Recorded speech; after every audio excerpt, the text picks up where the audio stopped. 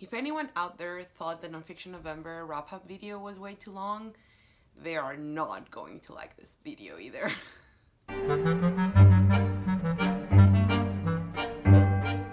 Hello everybody, I'm Roxy, this is Rock Me Vias, and today I have 31 books to tell you about. I don't know how that happened.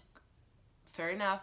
A lot of these books are very short, but I still have a lot of things to say about them. So this is going to be a very long video. I just read a lot in December, not only individual books because they are very short, but the page count was also significant. And I'm happy with that. I think it was because I was so stressed out trying to finish the Bibliophile daily preparations. If you don't know what that is, link down below to the video where I plugged it. And I'm also preparing other projects that I'm going to share with you later on, so it's just a lot. Plus I have a couple of exams coming up, so it was stressful, and I am totally one of those people that stress reads, and I enjoy it. I've read some of the best things I've ever read that way, so I have zero regrets. That said, it was an odd reading month. Actually, I read so much more than the books I finished because I started a lot of books that were just alright, but I wasn't feeling them, and I immediately paused them. I think it was partly the stress and also partly because I devoured the first books I read in the month, and I had such a momentum built in after that I didn't want to read anything that wasn't keeping me 100% engaged, which is not how I usually read. It's something that just happened in December. So a lot of my December reads, and I actually started all of my books in my December TBR, linked down below and in BI as always, but I didn't finish them, so I'm not going to talk about them here. But I haven't DNF'd them either. Some of them are in limbo situation, and others I definitely want to go back to. I just wasn't feeling them at the moment. So let's just start with the books, because I've been talking for 2 minutes already, and that is 2 minutes too long. Let's start with poetry, and actually let's start with translated poetry. I realized when thinking about this that I do read a fair bit of translated poetry, but I still really felt the translation in these two books. I kept thinking about the translator and their role, not in a bad way, just I don't know, it really hit me the amount of trust that is involved in reading poetry in translation. The translations though I think are very good. Both are in Spanish, but both have English equivalent. This first one is a selection of Anna Ajmatova, including her most famous narrative poem Requiem. I don't think this exact selection is available in English, but you know, I'll list selected poems or something like that down below with its respective translator. In Spanish, the translator is José Luis Reina Palazón. She is a very well-known Ukrainian poet. She led a very tumultuous life. She was a very influential poet at the time. She was controversial because she is very religious in her themes, and apparently that was very wrong for the Stalinist regime. She suffered a lot because her brother and I think one of her husbands was imprisoned in a gulag, and she went there to try to get them out, and a lot of her poems depict that. These poems are all very depressive, very cold and gray, but I really appreciated them. I think they were very good. They are a bit obscure, or at least they felt that way for me. Maybe don't know enough about her poetry, but I liked it. I liked the rhythm. I am not racing to pick up more by her, but I am interested. Then one I absolutely adore is The End of Summer by Chika Sagawa. This is translated from the Japanese, but following the English translation by Sebastián Gómez Mátuz, and in English the translator is Sawako Nayasu. Chika Sagawa is another poet that I didn't know of. She is one of the first 20th century poets to really break off with the rigid Japanese structure of poetry. If you like Japanese poetry, you'll know that the traditional Japanese poetry is very much focused on the amount of syllables and rhythm. She was very drawn and interested in foreign literature, and that made her very controversial at the time, and she was looked down on. She died terribly young. You can see this spirit of a very talented young person in this collection, and I think she would have gone on to write so many amazing stuff. Not that this is not good. This was really good. The styling here is very surreal, is very focused on imagery, and actually if you try to tease out a narrative structure or like a meaning, I think you will draw blank, especially because again, a lot of context is maybe missing, or maybe depends on the choice of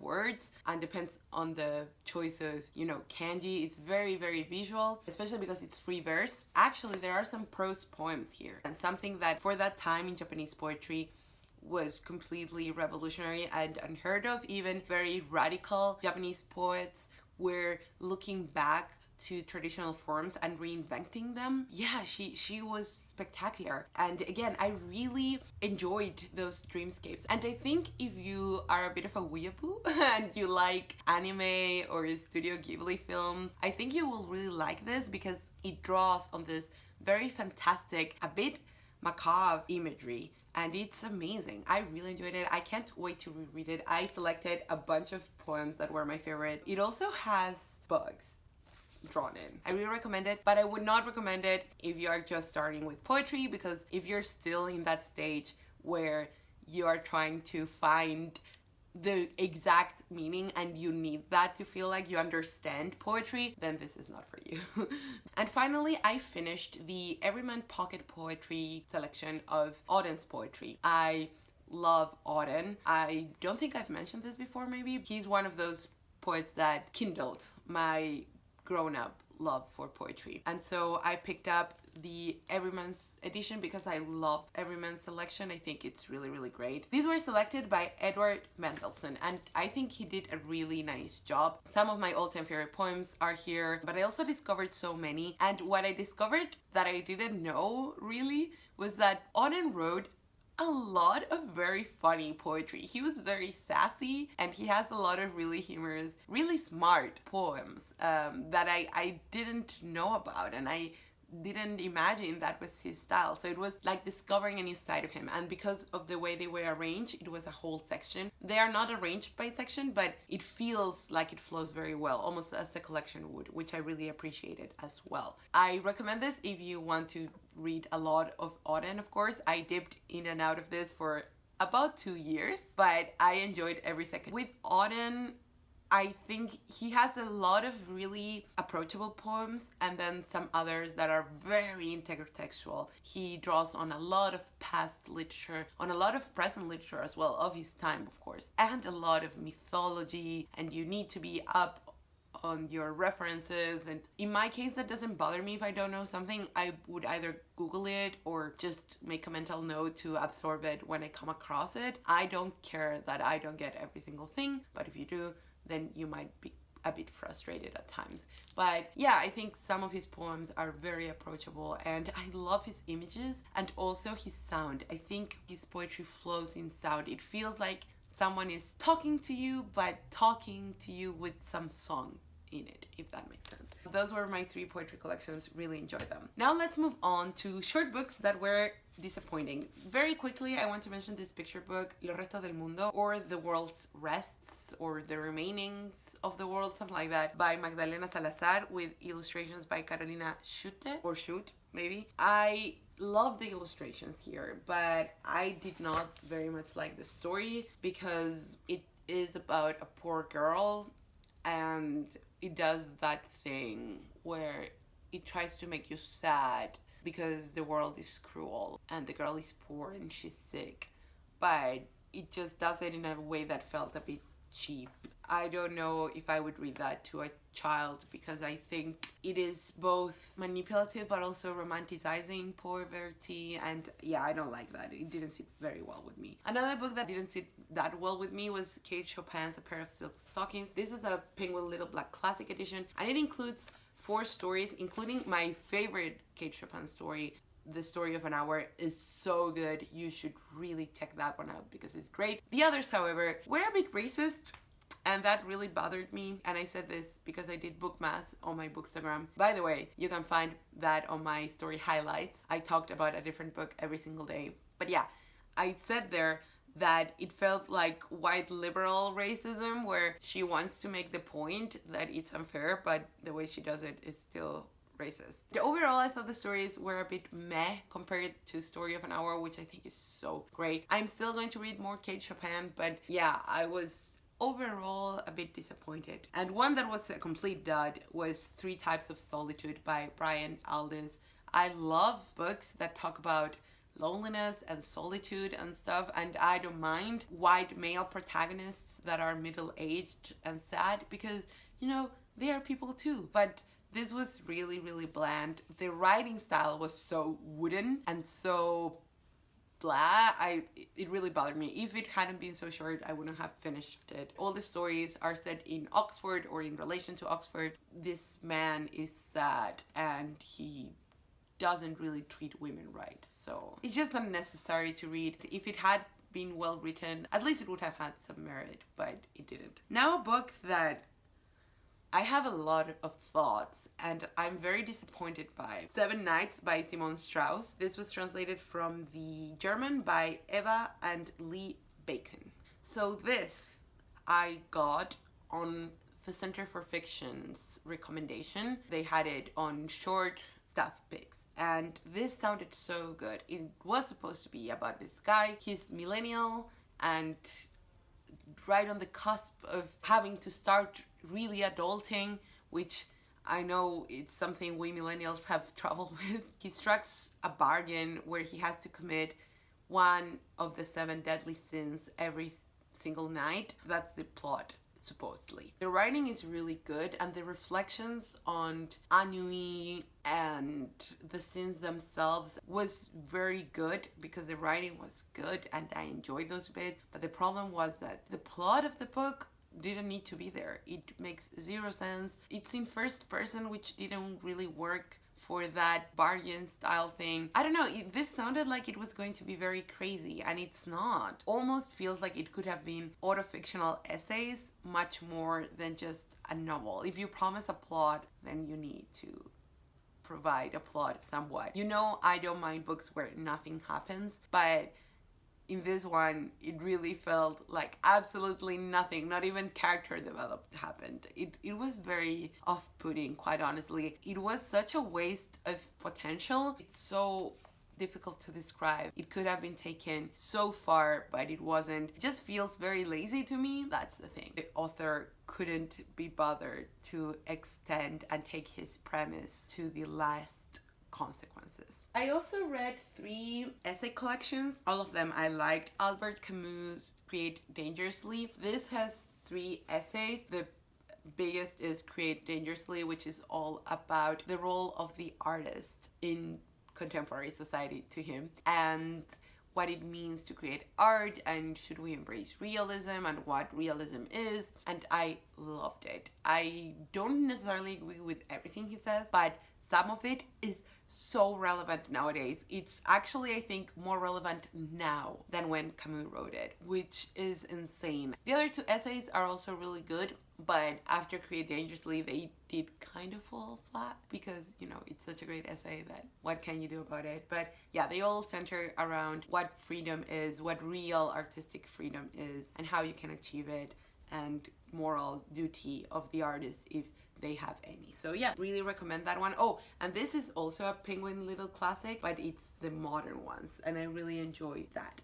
Then I read Nora Ephron for the first time, Wallflower at the Orgy. This is, I think, her first collection of essays. A lot of them were published in magazines, but there is one in particular that I really love about getting a makeover, where she introduced it by saying that when she originally published it, her editor made her switch the ending of the essay and just changed the overall tone of the piece, because her takeaway was that it wasn't really that good of an experience and it was actually quite depressing, but that didn't fly with the editor, so she changed it. Nora Ephron is great, and I know she's considered by many as a light magazine writer, but I think she's actually quite insightful in her observations. Granted, her scope, at least in this collection, is much more limited perhaps than other authors, it is very upper New York society. But if you enjoy, I don't know, Edith Wharton, for example, I think you should really read Nora Ephron's essays because she's sassy, she's insightful, and she's smart, and she writes really, really well. She has a very sparse style, but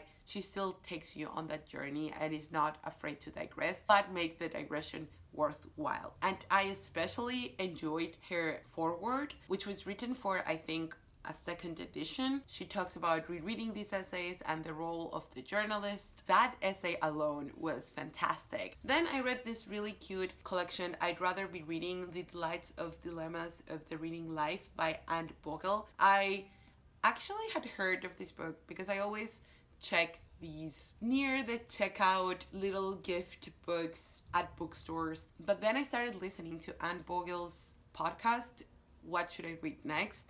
And these are her essays on being a bookworm, basically. And I actually loved it more than I thought I would. I went into this cautiously optimistic because I thought it might be too fluffy and just saying things that I didn't really care about, but it was more insightful than I expected. And there were moments where I thought, hey, I hadn't thought about that actually. It is interesting. Of course, there were also many moments that I felt very #relatable. She tries to put herself in many readers' shoes, but she also has many essays that are very personal to her. If you have a young reader in your life that is starting to get into the bookworm world in earnest and by themselves. So I'm thinking, for example, a 13-year-old who's just starting to buy their own books or getting their own books out of the library. I don't know. I feel like this would be such a nice present. So yeah, I enjoyed this. Not life-changing, but really nice. On to the novels. On to the novels.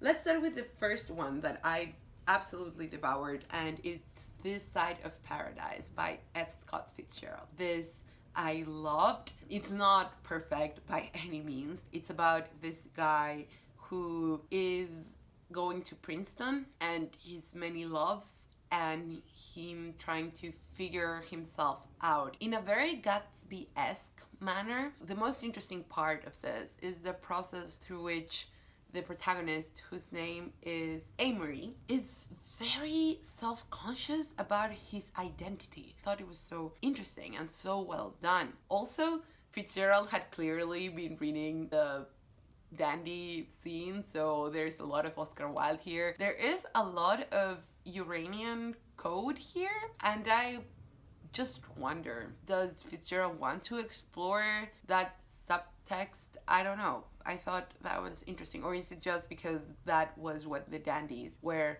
reading at the time, and Amory's pretty much a dandy, a character that could have come out of an Oscar Wilde play, except he's much less sassy and much more depressed. It's not something that I would recommend if you're just starting with Fitzgerald, but if you've already read the main ones, I do recommend this because it does have merit and the writing is still so good. Like, oh, Fitzgerald. Something that calls my attention is that it has script style sections, and I don't know if this was because Ulysses was a thing back then, or it's because Fitzgerald was just very comfortable with that, or it really wants to, or maybe Fitzgerald really wanted to highlight the performativity of it all. Fitzgerald did work as a screenwriter, so maybe there is something there. It does pop up in very specific occasions. It does serve, I feel, to some degree, the plot. So yeah, I enjoyed this. Wouldn't recommend it as a broad selection. It's not like you need to read this book, but if you like Fitzgerald, I do recommend it. Another classic, A Separate Piece by John Knowles. First of all, I thought this was going to be much gayer than it actually was. This was actually on the LGBT plus section of the used bookstore I got it at, and also the anniversary edition, which is not this one, another one, has an introduction by David Levitt. But actually, at a podcast episode on this book, one of the hosts had read the essay by David Levitt, and in the essay, David Levitt said that although a lot of people read this as very homosexual, he doesn't think that is the case, nor the intention, but that a lot of the feelings could be related to that. It's rather homosocial and intense in a way that a lot of friendships at that age feel very intense, no matter the gender, and feel almost romantic in intensity, but it doesn't mean that it's necessarily romantic as an adult would understand it, if that makes sense. What is this about? You may be wondering. I'm going to tell you right away. So Jean is the narrator, and it starts with Jean going back to this school where he lived during World War and studied, of course. And he starts looking back to this summer that really changed his life, and he starts thinking about Finney, who was his best friend of the time. They were kind of frenemies. He really admired him, he was obsessed with him, but at the same time felt competitive about it, and he thought Finney wanted to screw him because Finney was very popular and athletic, and Jean was much more intellectual and academically oriented. And they create this two people society where they jump into a lake. That's where something very big happens. They tease out that something big is going to happen in the blurb, and I thought that might be the relationship, but it's not that, it's something else. I really like this. I thought the prose was absolutely outstanding. The war looming over all these young men. There are discussions about going to war and fighting, and masculinity, of course. It's an interesting examination of masculinity. Now, I heard different podcast episodes on this book because I enjoyed it that much. On one of those episodes, the consensus was that it was a very ridiculous and highly dramatic book. I was in it for the ride. I didn't feel it was overly dramatic. It felt coherent to who these characters were. Teenagers are very intense, and I feel like the narrative voice is really well done in the sense that when it's the present, feels that it has perspective. But in the past, that perspective starts bleeding away because the narrator is doing a sort of free indirect style of himself at that time in first person. It's also really readable. I just enjoyed it. It feels a bit dated in the sense that it's old-timey. The things that the boys do, the relationship to authority that they have, that's the point. I mean, if I wanted to read the same thing in a contemporary book, I would read a contemporary book. Especially after reading Fitzgerald, a lot of the books I picked up felt really, really flat compared to Fitzgerald's writing, and so picking this up, I devoured it. I really enjoyed it. If you are a fan of really solid traditional narratives, I think this is a good one to pick up. Valley of Fear by Arthur Conan Doyle. I did get to this finally. It's about, I don't know how to say it without spoilers. Let's see. It starts with Watson and Sherlock, and Sherlock receives a Moriarty note, and they go off on a whole Moriarty tangent that is fascinating, and then he thinks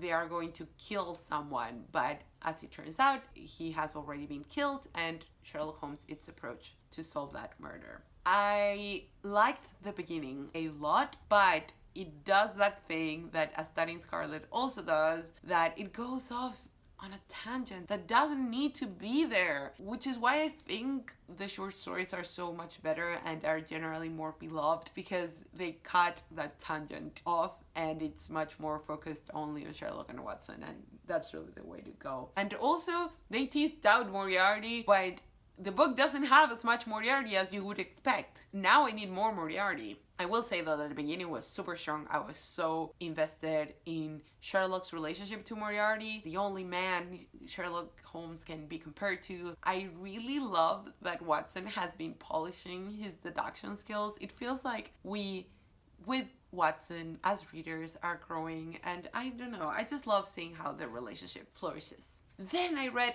Sense and Sensibility by Jane Austen, which was such a palate cleanser after Persuasion, which I really didn't like. The more time that passes, the less I like it. Sense and Sensibility was really good. It's about two sisters, Marianne and Eleanor, and it's mostly Eleanor. She fancies herself this very cerebral, objective, smart woman, and it's not that she's dumb, but she doesn't see her own bias. It was so twisty. I had read this before, but I didn't remember anything, so I enjoyed the plot twists so much. I didn't like the ending very much actually, but everything else before that I loved, so I really recommend it. It is a really, really fun one. The characters are very, very strong. The difference, the contrast between Eleanor and Marianne and their brother, who has a really terrible wife, those characters were very, very well developed. So yeah, I really enjoyed this. Not my favorite Austen, but I think it is on par for me with Pride and Prejudice. So yeah. Then I have a book that I think is not translated into English, but I really enjoyed also. It's called Antipope by Patricio Jara. This is a Chilean writer. He is also a music writer and a journalist, and you can totally tell. So this is the story of a young music producer. He's very indie and very underground and doesn't like pop. That's why it's a play on words, the anti-pop, because it's a part of the microphone as well as just not liking pop music. But he starts working with a pop singer that went through that journey of being an indie singer and then a really pop singer, and then wants to come back to the roots but not really, and wants to explore new avenues. That relationship is very interesting, professional, but it's still very intimate because they are working on music together, and I think that was very well done. That's interspersed with the story of an old love of the protagonist. And something that is also very prevalent is the issue of family, because the narrator comes from the south, and you probably don't know this, but in the Chilean south we have a lot of German colonies that were established as a way of trying to pacify the natives in that area, and there was a second influx of people running away from Germany after the Second World War. So that is a very touchy issue. Here the protagonist talks about what that meant growing up. It's not like a big part of it, but I wasn't expecting it, and I thought it was really interesting. I'd never seen it handled in this way in a Chilean novel, so I really enjoyed that. I just really liked this. I thought the writing was good enough. It wasn't mind-blowing, but it was very cohesive and strong. You know what I mean? It's solid. That's the word I'm looking for. And although the story feels a bit nothing, like it doesn't really have a point other than to show you this dude's work and life, I enjoyed seeing that because he's a music producer, and it really gets into the minutiae of producing an album and recording an album. So I really like that. Okay, another book that I also don't think is translated into English. Quisiera que oyeran la canción que escucho cuando escribo esto, by Manuela Espinal Solano, which translates to I wish you would hear the song that I'm listening while I write this. And this is autofiction. It is very slim. It is about talent and what it means to turn away from talent. It is about this young woman who has grown up in a family of performers and singers, and she has a beautiful voice, but she doesn't want to be a performer. Not really. It's also about what being almost famous means, and especially being a woman in the business, and about mother-daughter relationships. I thought this was interesting, but because it's so autobiographical, and it actually ends with the protagonist writing the book, it feels like this could have been such a long, interesting novel, but instead we get the cliff notes, and they feel very rushed, and the writing was just okay. For a short book, the discussions of the topic have stayed with me. Mixed feelings. I don't think it's terrible, but I don't think it's that good either. Another book that is a bit too self-indulgent, but that I did love quite a bit more, is Thomas Bernhard. I don't know what this is called in English. In Spanish, this is called El Malogrado, and it's translated from German by Miguel Sáenz. This is my first Thomas Bernhard, and I really enjoyed it. It is a bit more dude bro lit than I usually go, but that's okay. This is about three friends, one of whom is the narrator of the book, that studied piano under Horowitz. I just really loved finding that out because that's not, I think, here. And when they mentioned Horowitz, I was like, whoa, one of my favorite pianists alert. Another one of the friends is Glenn Gould, piano legend Glenn Gould. And the book starts with the narrator going to, I don't remember if the funeral or just taking care of some business. The third friend has killed himself.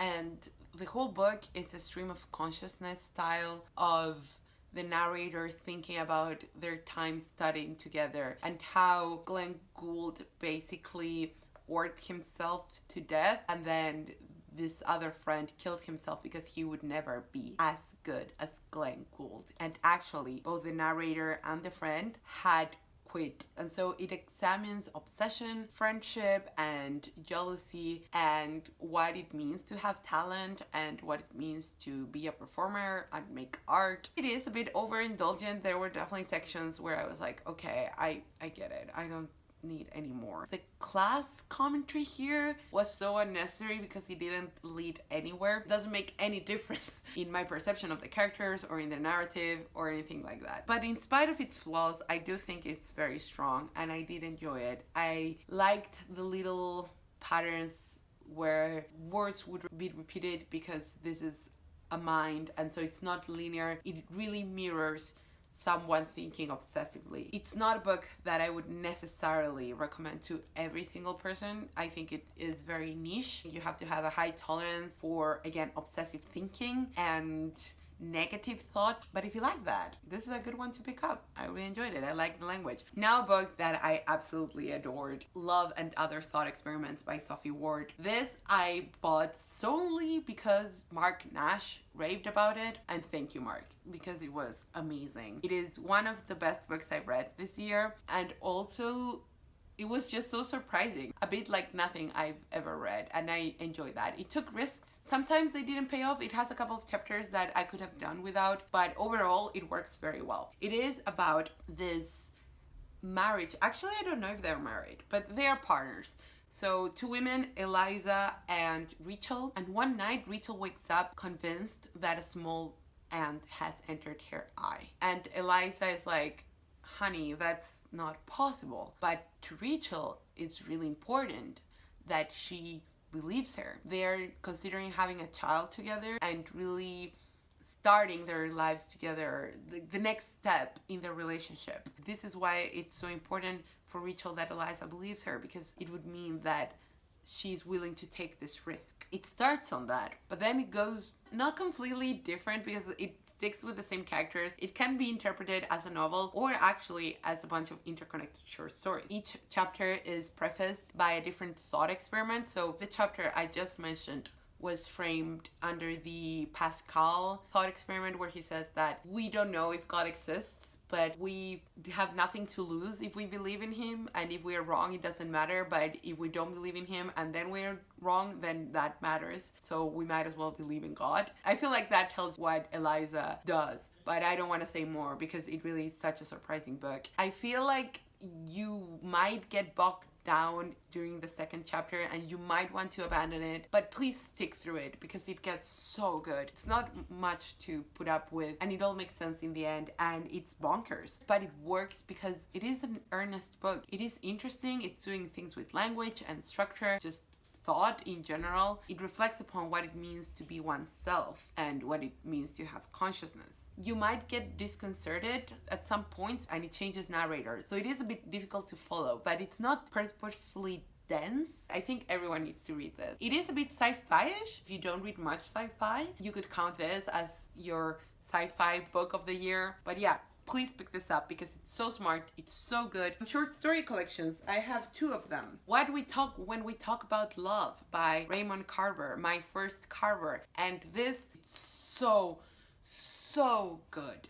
The sparse writing works so well. I like minimalist writing, but I think it's very hard to do. I mean, all good writing is hard to do, but it's hard to be so emotional and so intense when the writing is sparse. Raymond Carver has it. Also, don't take this wrong way, Carver fans, but it is a bit whimsical, isn't it? In the way that things feel a bit fantastical or like not quite right. It doesn't reach the magical realism lengths, but because it touches upon daily life absurdity, it does feel a bit dangerous, a bit like the reality could break down at any moment and we could maybe get actual magic there in a very dark way, of course. I was surprised by how different the stories were. They are similar in tone and, I don't know, approach maybe, and they are mostly very depressing, but they are very different actually. Read this.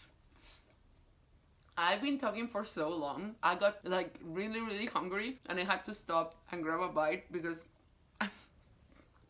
the other collection I read was actually very different. El Último de la Estirpe by Fleur Jeggi. This I think must be translated into English, but I don't know the title, so I will just put it down below as always. This is my second Fleur Jeggi of the year. She's an Italian author who also wrote the novella Sweet Days of Discipline, which I really, really enjoyed. And this tackles actually things quite similar to Carver in the sense that they are very daily life absurd stuff, but Fleur Jeggi goes magical. It goes completely eerie and macabre, and I really enjoyed it. But also I enjoyed that not all the stories were very sad and very dreadful. Actually, some of the stories were quite heartwarming, some of them were kind of bittersweet, and they cover such a broad range of topics and relationships. But for example, one of my favorites was a sibling relationship, a brother-sister relationship, which talks about rivalry but also companionship, being raised by a neglectful mother, and it's told in a way that feels almost fantastical in the narrative, but it works so well, and it's very beautiful. And the writing is also quite good. I like the translation. Oh, of course, the translator, sorry. Beatriz de Moura. So yeah, I really recommend Fleur Jeggi. She is a really, really cool author. It's like you can see her literary influences, but the book itself is very unique, and I like that. Two music books. One that is definitely not translated into English, Claudiarao by Marisol Garcia. This is a very brief but comprehensive biography of one of my favorite pianists of all time. He's a Chilean pianist who actually lived in exile most of his life. I didn't know this because of the dictatorship, but also because he went to study there very young. It has pictures, and it's part of a series of Chilean books that cover different important Chilean figures, and I feel like we need these books. I feel like growing up we always focused on the same few very famous historical Chilean figures, and I'm glad that we are branching out. And Claudiarao was such a good pianist, but also just such an interesting person. So yeah, I really enjoyed this. I devoured this. I mean, it is very short, but I also just really liked it because it's very well written. It's very well crafted in its selection, and the pictures are lovely. And I don't know, I just appreciate solid efforts that anyone can pick up and read and feel enlightened. Speaking of enlightenment, I read Mademoiselle by Bruno Monseignon. I'm sorry, no idea. This is translated by Javier Albiñana. The subtitle for this is Conversations with Nadia Boulanger. You are so screwed because this is not translated into English. I checked already, and that makes me very sad because I wish you could all read this. Maybe some translator is watching this and they all feel inspired to try and translate it. I don't know. In case you don't know her, Nadia Boulanger was a composer for a time, but most importantly a performer and teacher. She is the most famous music educator, and she educated such music luminaries as Leonard Bernstein and Yehudi Menuhin. And I don't remember how I first became aware of her existence, but earlier on this year I listened to her conducting Forest Requiem because, oh yeah, she was also a conductor. And I just loved it so much. And oh my god, this is so good. Here's the thing, the book, as a book, it doesn't have a lot of,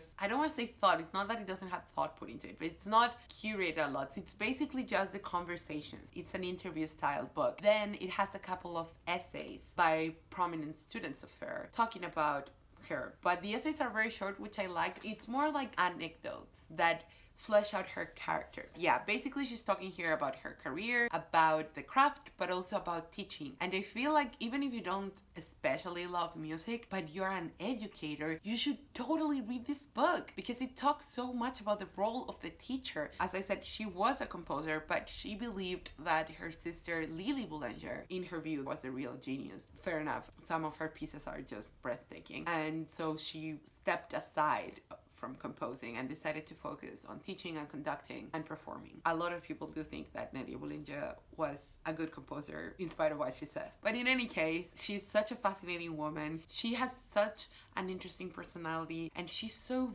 vital, but also so pragmatic. I don't know, I admire her so much and I love her so much just from reading this. Now I'll tell you about Oscariana, Epigrams by Oscar Wilde. I thought this was going to be his epigrams, but also I don't know why I thought this was also going to contain phrases and philosophies for the use of the young, which I believe was published in a magazine that Oscar contributed to at Bosie's request, the same magazine where Bosie published the controversial Love That Dare Not Speak Its Name sonnet. But no, it's just the epigrams. It's a faithful reproduction of the epigrams that Wilde himself put together. It was privately printed by Arthur Humphreys, the son of the owner of Hatchards, I believe, and it came out like right after the last trial. I think that's the chronology. In any case, I love having this because I collect Oscar stuff, but I didn't get a lot out of it because the epigrams are drawn from Wilde's works and I've read all of them, and the ones that I ended up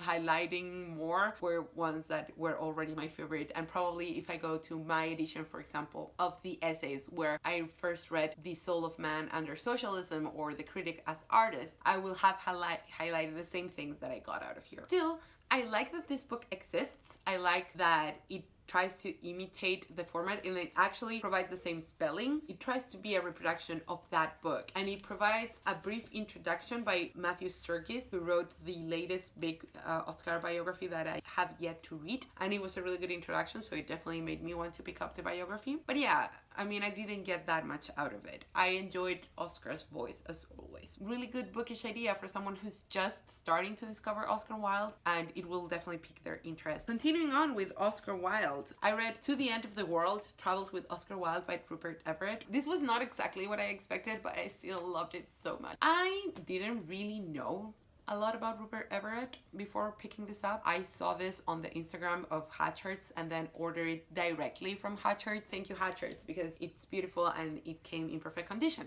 So, Rupert Everett directed and starred in The Happy Prince, which is an Oscar biopic about Oscar Wilde's last years in Paris and Italy. And although I do not absolutely love that film, I did like it and I thought it was interesting, and I was really keen on seeing how it got made. This is partly that, but what I didn't know is that that movie took him decades to make. It was such an odyssey and it was such a bittersweet result, and the whole memoir is so bittersweet because it deals with the fickleness of fame and aging in the show business. In that way, it was so much more moving than I was expecting, but it's also not a manipulative memoir. It is what it is. It's basically Rupert Everett's conclusion, but his insights are very interesting. It also talks a lot about how movies get made and what a crazy enterprise this was, but because the subtitle is Travels with Oscar Wilde, I did expect more of that thing where the author draws a parallel from his life to Oscar Wilde's work, and I would have liked to see more Wilde in there. There were sections at the beginning and then during the filming especially where he did this, and those moments were truly brilliant. But I feel that because he wanted to capture the feelings of anxiety and how hard it was to make this film in a sort of immediate way, that reflection wasn't allowed to form, if that makes sense. If this had had a bit more time to stew as a book, or maybe if it hadn't been so much about how hard the movie was to make and age in general, maybe it would have been a bit more about the parallels and the inspiration of Oscar. But when it got to Oscar, it got very interesting, and the other stuff is interesting as well. It's just that maybe a bit more of Oscar Wilde parallels would have helped because the subtitle is Travels with Oscar Wilde. But I still appreciate it for what it was, and I really loved it. That said, I think the humor in here is very exhausting. I liked it, but you need to be in the mood for it because it's relentless and it's very quick, and it references this and that and has jokes, and I feel like this is very specific to me. Not something that, again, I necessarily recommend to other people, but it was definitely one of the most moving books I've ever read. One last Oscar Wilde thing. Gross Indecency, The Three Trials of Oscar Wilde, a play by Moises Kaufman. I bought this with the best intentions in mind, and I really enjoyed the initial essay where Kaufman talks about historiography and how you can tell a story that has so many different versions and have that come across in the play. And I was very into that. And then right before the play, it says that the actors have to do all the work, which is fine, change the set, but that they shouldn't disappear into the characters, and that it was created in the style of young Bertolt Brecht. And Mr. Brecht and I have, let's call them, irreconcilable aesthetic differences. I can appreciate his influence, but I don't have to like his plays necessarily. But in any case, I thought this was wonderful. I thought it was really well done, and though I can see the Brecht influence, and maybe I wouldn't like it as much on stage with those directions, Kaufman can't help the way I imagined the play playing out. So yeah, I thought it was really smart in the way that it uses words from actual documents, and it makes that clear. It says this is from there, this is from that, and how the play can be performed by a discrete set of actors playing different characters, and how that was done was also very smart. It was also so moving. Maybe it's because, you know, Oscar Wilde's story is really tragic and I am weirdly invested in it, but by the end I was nearly crying. It was very, very intense. I really enjoyed this. I think it's really well done. Oh, and also I really like The Afterword by Tony Kushner. It definitely made me want to read Angels in America, which I haven't read yet. Also, Moises Kaufman is Venezuelan, which is interesting. He lives in New York now, but he is Venezuelan, and he's also Jewish. All of those things are at play. He says so himself in his plays. His homosexuality also. So I definitely want to check out more by him. There is the question of how much playwriting is in here, since the most striking lines are all Wilde or other authors, but the arrangement is completely brilliant. So another thing that I will say though is that this is not a good play to start your play reading journey, because you really do need an active imagination of how staging works. But I really, really liked it. Oh my god. Okay, this is also a short story collection. I forgot, sorry. I mean, it has only 2 short stories and they're kind of interconnected, but anyways. This is At the Edge of the Wood by Masatsugu Ono, and it's translated from the Japanese by Juliet Winters Carpenter. And this is from the Keshiki collection, which I absolutely love. By the way, if you live in the UK, they have really great deals on the package, and I'm sure the shipping wouldn't be that expensive, so I really recommend these. Because of Jen Campbell, I now know that they also have a Korean version and a Dutch version, and I definitely need to get my hands on those. These were 2 short stories. The first one is about a man who is with his son alone in the house because his wife has gone to her parents' house to have their second child, and suddenly a woman appears, an old woman, and the boy deems her his grandma. It is a magical realist book.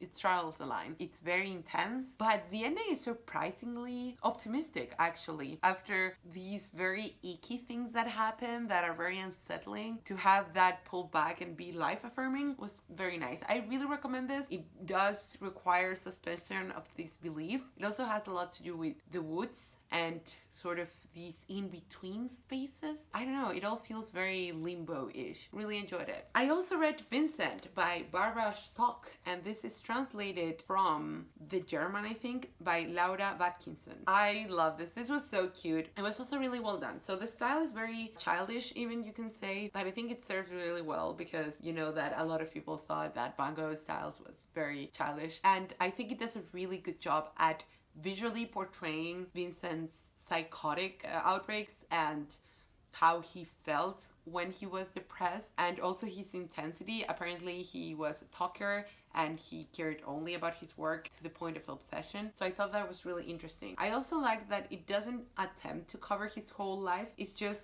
him from when he says goodbye to Theo, his brother, to go to Provence, I think, to work and paint. And then when he goes out to paint during the last day of his life. It was just very lovely, feels very well characterized. It doesn't try to do too much. It's just a very nice, solid graphic novel. Harry Potter, History of Magic, a spellbinding companion to the unique exhibition that the British Library put together, and I adore this. This is not only beautiful, it's so well put together. So what it does, it tells the story of how the book got made, and it offers some Harry Potter books, memorabilia, that's the word, and data, but the focus is the influence of folk tales and the degree of truth to the Harry Potter books, and so it was fascinating. It also has picture of the beautiful objects that they displayed, and that was great. So it's definitely not just about Harry Potter. So if you care about fantasy and you didn't get to go to this exhibition, then I really recommend this. It really feels like going to a great exhibition. I would actually reread it because it was so great. It also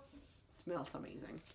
Finally, the last 2 books. Whew, we made it, guys. 2 rereads. Helen Hem's 84 Charing Cross Road. This is an edition in Spanish. The first time I read this, I checked it out from the library, and I always wanted to reread it and get my own copy, but I'm glad I waited because I got this. Because I have a different hair now, you can't tell. There was a time where I really looked like this. Plus the baggy pants and sweater is really me, and the shoes also, and the being buried by books is very me. I reread it and I loved it just as much. In case you don't know, this is actually epistolary nonfiction. It's about Helen Hanf, who was a screenwriter and journalist, writing to this bookstore on 84 Charing Cross Roads to request books, and it's hilarious to see the difference between her sassy New Yorker writing style and the very proper bookseller British style in the letters. Eventually they strike a friendship and the letters do become warmer. She sends them stuff because there is the war and there is rationing, and so she sends them stuff and they send her stuff. She always wanted to travel, and she got to because this book was such a huge success, and there is a sequel that I haven't read, so I want to read it. But yeah, I think this is really charming. It's really good. I featured it in my non-fiction that reads like fiction video, and I will link that down below. It's very saccharine, so maybe not for everyone, but if you're looking for a comforting, nice, but still funny read that is all about books, I cannot recommend this enough. And then finally, I reread So Read On by Maureen Corrigan, How the Great Gatsby Came to Be and Why It Endures. I read this in February, right at the beginning of the year, and it changed my life. I'm going to tell you that story on my top nonfiction books because this video cannot get any longer. Anyways, this is about Maureen Corrigan trying to figure out how the Gatsby Renaissance occurred, because if you don't know this, when The Great Gatsby came out, it was a commercial failure. So she's looking for that moment where The Great Gatsby became popular again, and also she's looking at her experience teaching the book in very different contexts, in all the different adaptations, in Fitzgerald's context while writing it, and also what relevance it can have today. I describe this as a perfect literature course. So if you've never had the opportunity of taking a really good literature class and would like to know what that is like, read this. It's really good. It goes into all these aspects, but it does so in a way that is so readable and fun and engaging and so good. And it also uses the text quite a lot without being bogged down by it. And it's so approachable, anyone could read it. I just was so excited to read this. I think it's such an amazing book. It's the kind of book that I would love to write myself one day. Oh my god, I've been filming for so long. If you like this video and you sat through it, please give a thumbs up. Please subscribe and comment. Have you read or are you interested in reading any of these books? And also, do you have any December reading highlights? That's it. All the links are down below, as well as the name of the books and all other places on social media where you can follow me. See you next time.